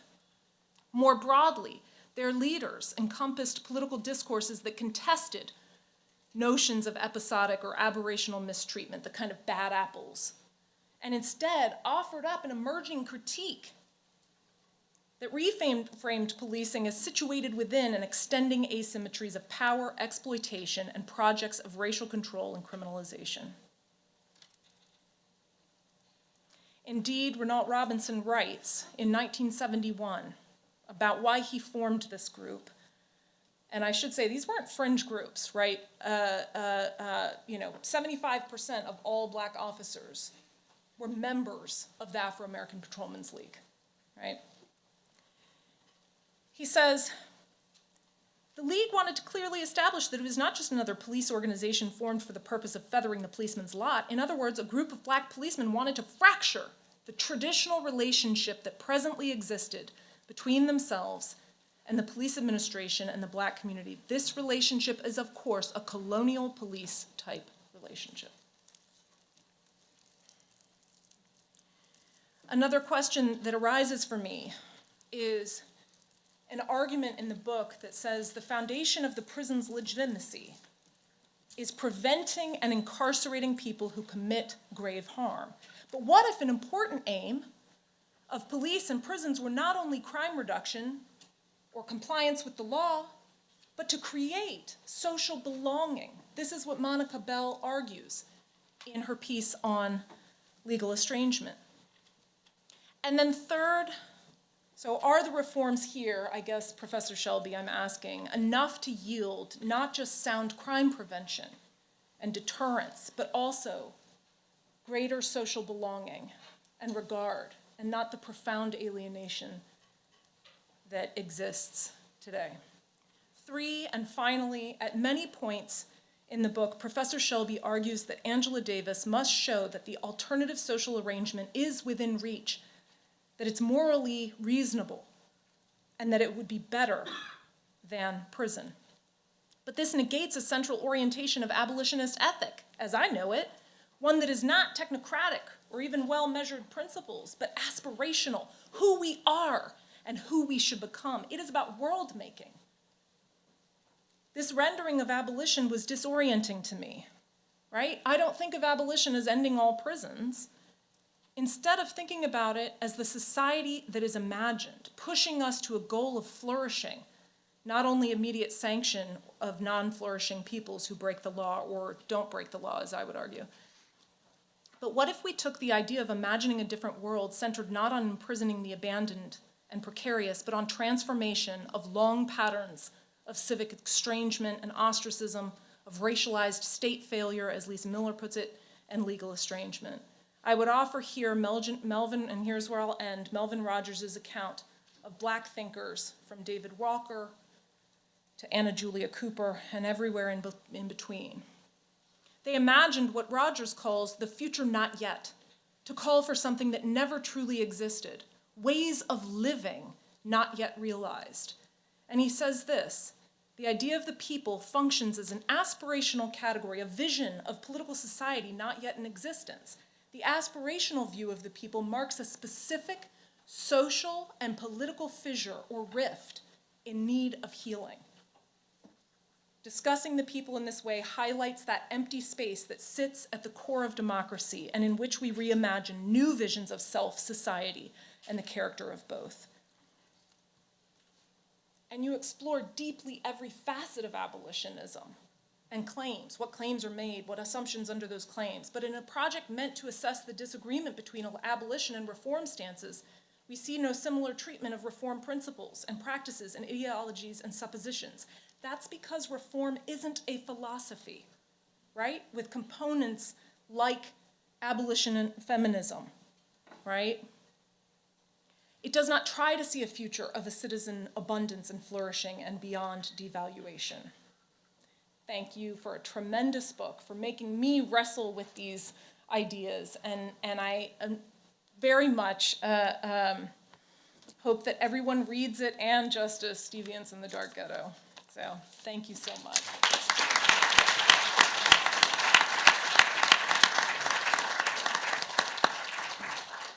I just want to thank all the panelists for their wonderful and rich and thoughtful and provocative remarks. We have a bit of time, and I just want to give Professor Shelby the unenviable task of trying to certainly not respond to everything that's been put on the table, but some key points that I think you may want to draw out and try to respond to here before I pose a question to the group, and then we'll try to take one or two from the audience. Way too much. Thanks so much for the comments and the thoughts. Much to think about and think through. I won't try to respond to all the things, but maybe one thing that kind of comes up in all three of the remarks was maybe sort of a skepticism about the framing of reform versus abolition. I thought maybe I'd just talk about like why is that the way? In many ways, I'm sympathetic to the thought that, when we're thinking about what to do now, right? I mean, in some ways, the aspirations for reform are not going to be the first things you think about. I mean, toward abolition, I'm sorry, not going to be the first thing you think about. You're thinking about how can we, as you say, save as many as you can. How can you make changes that are going to be effective? How can you, so those, I totally agree that those would be the first questions, and that one would ask. I take it that, the reason why I thought it was kind of necessary to kind of discuss it in this way is partly because of a feature of a lot of abolitionist writing where it's framed as a critique of reform. It's not just, so it's less, I mean, this comes up repeatedly. It's in, not only in Davis's, and the one people mostly read, Are Prisons Obsolete? It's a whole chapter, Reform versus Abolition. And then it's also in the most recent book, Abolition of Feminism Now. I mean, like I quote a passage in the introduction from that where they say that what's distinctive about the abolitionist thing is that it's kind of opposition to reform. So part of it is, and part of the thought here is that, I take it, is that people who think that it's possible, meaningful, feasible to try to reform the criminal justice system are legitimizing what they regard as an oppressive practice, and that shouldn't be our response. You could kind of think of it an analogy with anti-capitalism, right? So you can imagine exactly the same set of questions arising, right? You could say, okay, so could you reform capitalism to make it just? We know there are many things that are wrong with it. Maybe we can beef up the welfare system. Maybe we can, empower the working class with unionization and other labor rights and all those kinds of questions. You could raise those same questions, right? But I take it that, and many abolitionists are, of course, are socialists and anti-capitalists. Not all, but many are. Certainly Davis. They're asking the same question. In many ways, the same question I think that Marx is trying to ask and answer in Capital.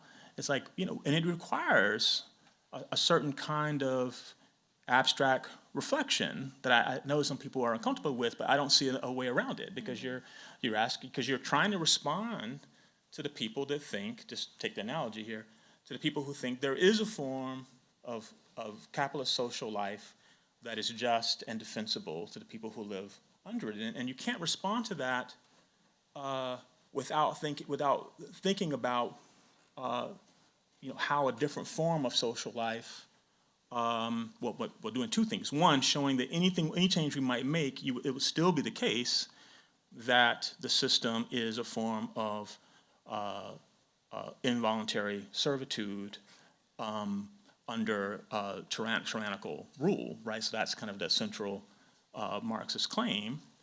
And you can't really, so I take it Marx is thinking, in response to the people who think you can reform capitalism, he has to show, and he tries to show in Capital, that even if the system worked as the way it's supposed to, it would still be a form of involuntary servitude under tyrannical rule.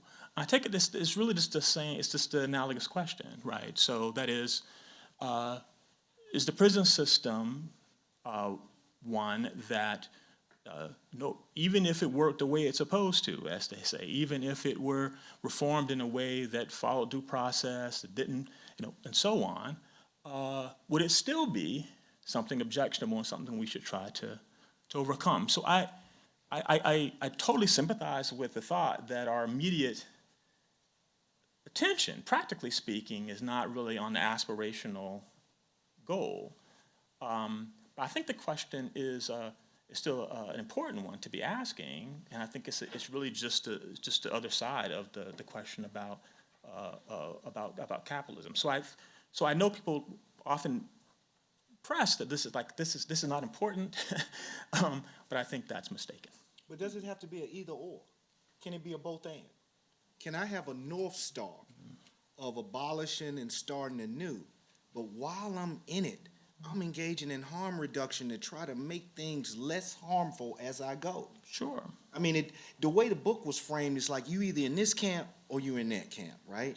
And that ain't how most people who are in the movement moving, right? They're moving, I got a North Star, but while I'm here, I'm gonna make things better while I can because my people's suffering. I cannot sit around and wait for the social conditions to be perfect for this big transformational change. I got to help people now. So it's like you know what I mean? It can be both. You know what I mean? It doesn't have to be either or. But it does seem a reflection. So one of the things you bring up in the book, which I thought was a helpful example to clarify this debate, is the debate about creating new prison structures on Rikers Island. anybody who's had even passing acquaintance with the crisis, the ongoing crisis at Rikers Island, knows that it's indefensible in any reasonable conception of justice. Now, one way to respond to the horrible suffering on that island is to try to make better facilities. But many abolitionists say that this is a practice we should resist. We should resist the construction of new carceral facilities because the creation of new carceral facilities will create the populations that fill them. So there is an interesting thing about it's a relationship between ideal and non-ideal, is that the North Star debate rears its head even on the ground about what reforms will push us toward the North Star and which ones won't. I find that a really attractive thing about abolition, this idea of non-reformist reforms, so that things might appear to be reforms and not, given where you want to end up. So I take that to be one intervention of the book, and I was hoping that you guys might say something a little more about that, and maybe I could pose one question before we turn to the audience. That one way, I think one other thing people might bristle at in the book is a feature of analytical philosophy generally, which is that it's often written in this idiom about the we. Like, we need to change this, we need to do this, we need to, and people who are looking at the ground, as Vesla laid out, as Daryl laid out, as Chris laid out, they can't imagine the agent who would bring about this transformation. So in the case of, one of the arguments in the book is that one reason we might think that prisons will persist is a skepticism about human nature, right? A skepticism about the deep roots of aggression and predatory behavior. There's another worry that you might raise from the abolitionist side, which is that we should be skeptical that people put in these kinds of positions of authority. So another way to phrase it is that people put in these kinds of positions of authority could ever obey the regulatory demands of liberal socialism or a perfectly just society. That to be in the position of a prison guard, to be in the position of a police officer is going to invite depravity.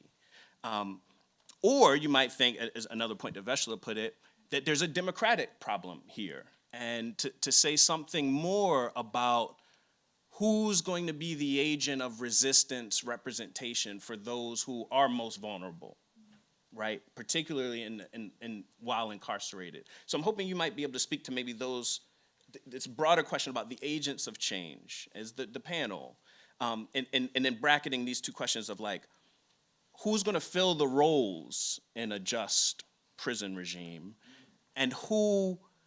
and how might we think of the democratic empowerment of the incarcerated instead of the regulatory regime that, if tinkered with appropriately, might protect them? Let others jump in. I won't try to tackle the whole thing because there's a lot there. I mean, I think in many ways part of the question you're asking, I'll try to say something about the agent question, but I think one of the bigger challenges here is sometimes I describe it in the book as a kind of personnel problem, right? So you might think that the role of a prison guard or correctional officer, just like the role of a police officer, these are the kinds of roles that, given the kinds of people that we are, that you can't expect people to play those roles without abusing their authority and perhaps dehumanizing those who are supposed to be in their care. And I think that's a serious question about, you might look now and you can kind of say, well, a lot of the people who are occupying these roles are really not the best people to do it. And a lot of that might be because many of them are, have a taste for holding power over others and for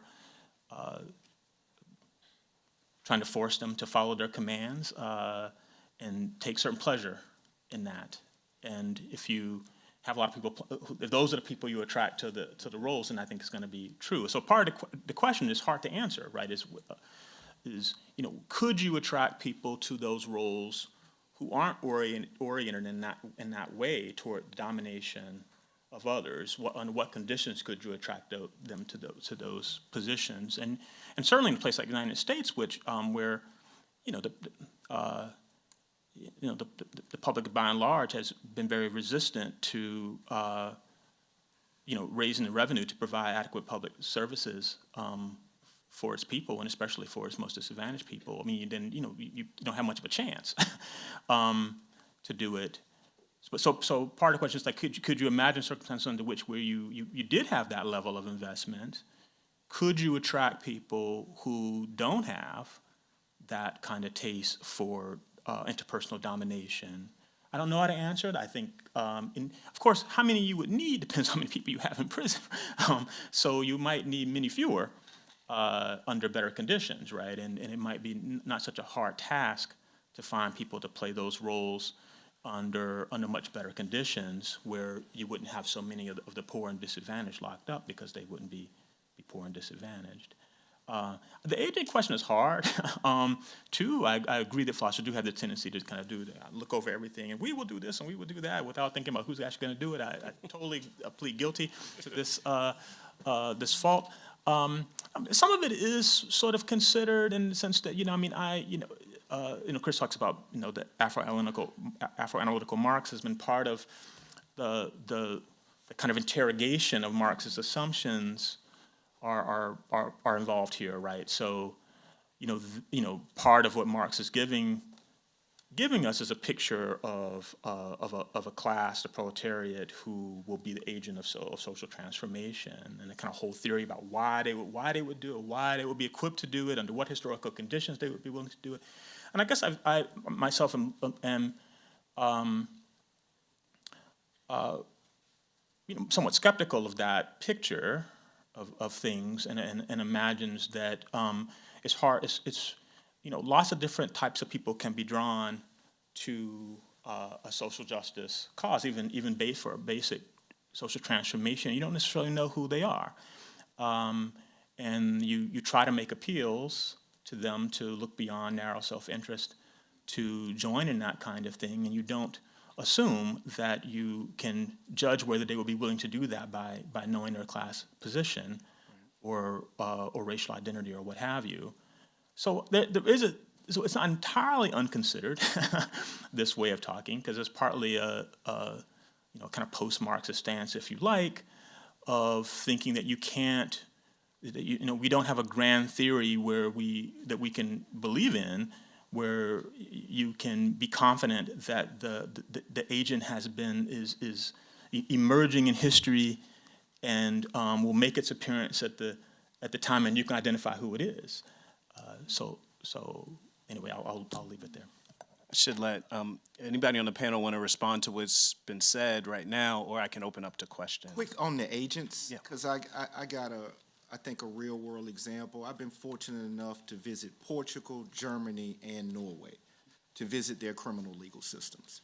Norway has professionalized guards. They have to go to school before they can even work in the facilities. I think it's like they have to get an associate's degree to be able to even work in the facilities. They have nationalized medicine, so even the structure of their society is going to be different. And I think it's really important, they're culturally homogeneous, largely. And even in Norway, we were starting to see, when I visited, we were starting to see racial disparities from the North Africans who were starting to migrate into the country. So even when you have all this illegariatism, you know what I mean? I might not pronounce that word right. But ultimately, what this thing is about is belonging. Our biggest fights in this country is about who's included in that we. We cannot divorce ourselves from the social political history that has helped define who that we is, right? And so we gonna do this. I ain't never felt included in that shit. Excuse me, y'all. I just never have felt included in that, and many of my people have never felt included in it. So this idea that we can get to this place, and that's one of the other things that I struggled with, right? Because what you are the premise of that you're operating under in the book is that everything's right. Everything's fair. We got to have a lot of reckoning and reconciliation to get to that point, because black people, indigenous people, have never enjoyed, and I say never enjoyed, safety and security in this country. We've never had a valid social compact where we give up some of our autonomy and authority and the government provides us safety and security in exchange for that. That has never existed for us. So for me to imagine that all of a sudden these institutions can be pure and clean as the driven snow and operate functionally and justly is kind of like cartoon land. You know what I mean? Because this place ain't never been about that. And so how do we get it about that? And for me, I use dissolving this most recent period of racial caste as the catalyst for a more just, beloved community. And you talk about it in the book. I forget which chapter you describe it, that this could be the catalyst of the impetus. Maybe other things could, but I think this is the most grotesque example, the cage is, of malignant capitalism, of structural racism that works in service of white supremacy, of patriarchy, of heteronormativity. The cage is the biggest, most grotesque example of that. So if you dissolve the cage, you force a reckoning where we have to deal with those other four things. That's kind of why I engage in the work, and that's my North Star. Thank you so much for that. So we don't have much time, but we do want to take a couple questions from the audience. Yeah, let's go over here. Thank you so much, Professor Shelby. I had a question about... Please identify yourself for the audience. I'm Hazim Hardiman. I'm a third-year PhD student in American Studies. I'm sorry? Oh, yeah, let me stand up. I'm Hazim. I'm a third-year PhD student in American Studies, and I had a question about... Got to bring the mic closer. Oh, my fault. I had a Yeah, there we question about one of the large premises of the book, and that's this idea that the sort of cool, detached and dispassionate mode of study in a form of philosophical examination is what's needed right now. And I'm thinking about somebody like Du Bois. So my question is, like, how have you thought about this within the tradition that you're in conversation with, the Black radical tradition, right? And I'm thinking about Du Bois, for instance, where in Dusk of Dawn, he talks about the lynching of Sam Hose, right? And he talks about how, he's on his way to the Atlanta Journal-Constitution to submit a letter to the editor to try to vindicate Hose and prove that he was falsely accused of what he was accused of. But on his way there, he sees his knuckles displaced in a storefront. And he says in that moment, I actually want to read it because I want to get him right. He says, "Two considerations thereafter broken upon my work and eventually disrupted it. First, one cannot be cool, calm, and a detached scientist while Negroes were lynched, murdered, and starved. And secondly, there was no such definite demand for scientific work of the sort that I was doing." And shortly after that, he writes that it was from that moment on that he moved from studying the Negro problem to propaganda, right? And this is in 1889, where he has just published the Philadelphia Negro. And in that case, or in the sort of preamble to that text where he's laying out the justification for his methodological approach, he says, like, scientific study is the way that we're going to sort of liberate the Negro from the sort of diminished life chances that we see in the form of Freud explanation. So I'm wondering, and also with Professor Terry's work, where you talk about Ferguson and the moment in which this idea of state violence has a certain discursive currency, right? Even though it's sort of vaguely defined. And you write about the people who are using this word, and you say, what they might sacrifice. I do love to hear about myself. Yeah. I know. I just want to make sure we can get a few questions. But I take your point about the Du Boisian self-critique about the use of dispassionate, analytical, scientific argument in this kind of moment in the face of grotesque evil. So I'd love to hear that from the panel. Maybe just say a quick thing. It is, I love Du Bois. He still wrote Black Reconstruction in America, so if you've read that, it's pretty much a straight scholarly study, something you've been thinking about for a long time. But really, I guess in many ways, the model for me here is different, and the model is more the way in which Martin Luther King Jr. engages the a radical movement, Black Power, in the midst of struggle. So, and where do we go from here? There's a long chapter actually on Black Power, and it's a really detailed, sympathetic engagement with his critics, people who think of themselves as more radical than him. And he kind of, walks through their arguments, think through it, says where he agrees, where he disagrees on points. And that's happening in the middle of the movement and at a critical point in the movement as he's thinking about how to respond to urban uprisings or riots, choose your nomenclature, happening, as he's trying to think through the think of the Civil Rights Act and the Voting Rights Act insofar as they're dealing with the problems of poverty and ghettoization. So I don't think it's out of step with the tradition when you can have an internal debate about what your ultimate aims ought to be, and about what strategies would be best, in addition to what we should do now. And I think we have numerous examples of people in the tradition who've done that, and King being an exemplar. Let's take one more if we can. Right here, we have the microphone. Please introduce yourself to the audience. Thank you for the talk. My name is Darren Pollock. I'm in the philosophy department at BU. My question is directed at pretty much everybody, but Mr. Atkinson and Daryl. Your story touched me, especially the part where you was like, I'm writing to the ACLU, nobody wrote me back, shit like that. And I'm like, man, I feel that, because the organizers we do in Florida, we reach out to ACLU, NAACP, nobody hit us back, and we just got to go with what we got. My question is about like liberal donorship and liberal institutions coming in to help out grassroots Black organizations. And so here's the thing. Amendment 4 in Florida is a perfect example of this. I'm so tired of the left seeing that Felon Voting Rights Act as a victory. Why?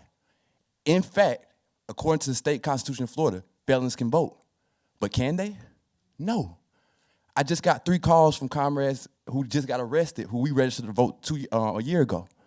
And so my question is, when you talk about Desmond Meade, people like that who I interacted with for the Voter Rights Coalition and stuff, they, to a liberal-facing audience, are saying Amendment 4 is a victory because they need the money. But my question is, when you're on the ground, and yeah, we passed that, but now we got DeSantis, we got all these other mechanisms, conservative state legislators coming in, and in practice, it's not working. We still can't vote. Felons can't vote. How should we see that? Is it a problem with the liberals who want a good story to tell their people, or should we just? I mean, we need the money. We can't do nothing without money, and who gonna give it to us? The NRA.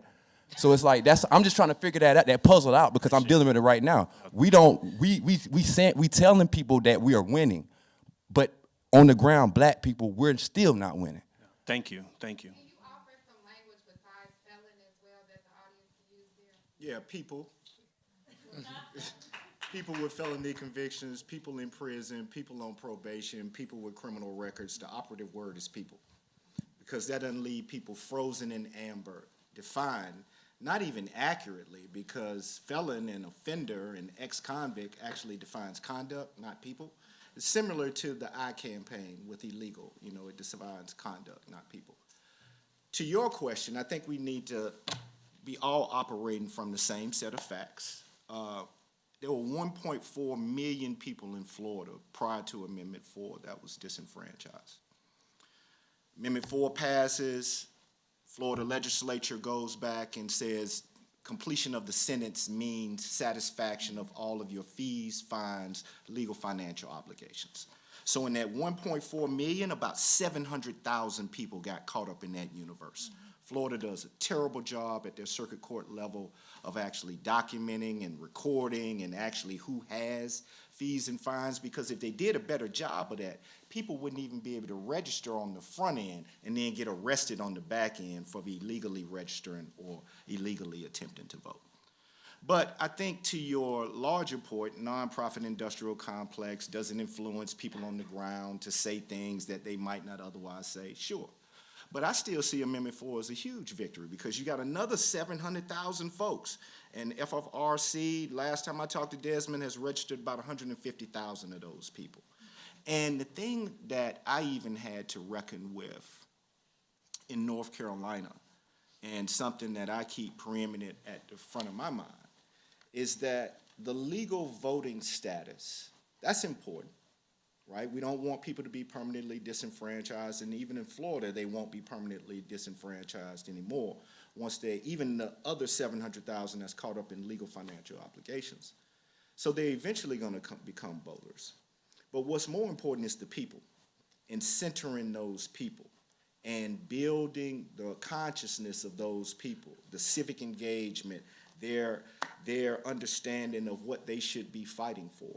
And it's funny, you know, I said it all the time, in North Carolina, we didn't do it for Democrats or Republicans, we didn't do it for independents. All of them have a certain amount of culpability in getting us where we are. We did this for the people so the people could be their own voting bloc that all of those folks have to bring their best ideas to try to undo this. So that's why I still see it as success, as victory. Let's not let the mass media get us in a trick bag that undoing a century-old vestige of Jim Crow, just doing that alone is success. And the fact that it was led by one of the army of the wrong, the very people that was up under the boot of oppression, that's success. Don't let them take that from us. And so I still see it as success. And it's a lot of people who will be voting in upcoming elections who wouldn't have been. So I'm going to take one last question. Sorry. Got the microphone? Sorry. Sister here had a question. You had a question, right? Or did you ask it, or did you have another one? Okay. What up, Daryl? Hey, Brittany. My name is Brittany White. I'm the visiting practitioner in residence between the Institute to End Mass Incarceration and Radcliffe. I'm also formerly incarcerated. So I found it very interesting when we were talking about, I think, the agents of like who would be like the rule of law, and within that, it seemed like the conversation got a little binary for me. And so I guess my question to the panel, and whoever wants to address it, is, first of all, I didn't hear much about the women's perspective within incarceration. It seemed like the conversation got very male-centric, and there are women who have a unique experience. I haven't read the book, but I hope to find that within it. But in our imagination of this new world, what is the role of women and their role in incarceration, policing, and dignity? Thank you.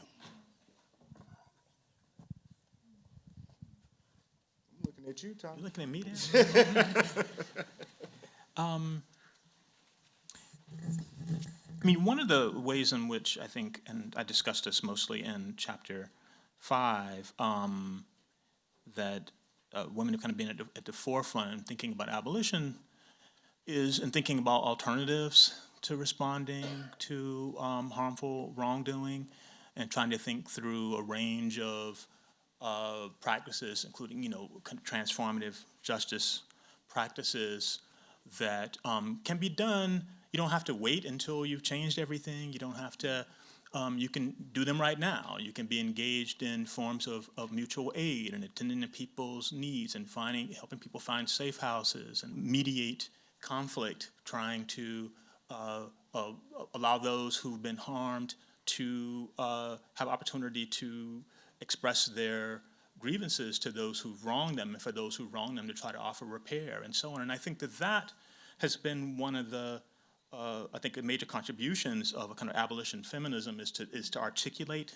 that view, that as an alternative way of approaching problems of harmful wrongdoing. I don't know that we need to, when it comes to the agents of change, I think we need everybody who's willing to commit to it. While my first book was about Black solidarity, and I certainly believe in it, and think that there's a critical role for Blacks in trying to bring about these kinds of transformations. I also thought then and now that we have to reach beyond that, and there are many people who you might be surprised who would join in an effort of that sort. And I think we don't want to, even as we celebrate those who are making tremendous sacrifices on our incredible freedom fighters, and I try to do that in some ways by celebrating the work that Davis has done, we don't want to do that in a way that doesn't invite others as equals in the cause. I think others have other thoughts. Vesla, do you want to jump in here, or Chris? Okay, so I just want to give another round of applause to the panel and to Tommie Shelby on the publication of his wonderful book, The Idea of Prison Abolition. I hope most of you were able to get a copy, read it, study over it. It's the kind of thing that we'll be debating for a very long time here and all around the country. I just want to make a quick plug for tomorrow. We'll have our second event, which is a presentation of MTV documentary films, Angola, Do You Hear Us? Voices from a Plantation Prison. And it tells the story of Liza Jessie Peterson, her play at the Angola prison, which was shut down. And it's a film by Catherine Gund. We'll be screening it at the Harvard Art Museums and the auditorium on the basement floor, and I'll be leading a conversation there. And we can continue to talk about some of these. Sorry, that would be an important question. Doors will open at 5:30, and the screening will start at 6. It'll run from 6 to 7:30. And before you all run out, we just want to have a huge round of applause for Elizabeth Ross, who really helped make this possible for everyone. And Kirsten Carter, also here. They've really helped ground the Institute as we have gotten it off the ground. So we are really, really grateful for everything that you bring. And also Matt Weinberg from the Hutchins Center, who is the event coordinator extraordinaire. So thank you all for all your hard work.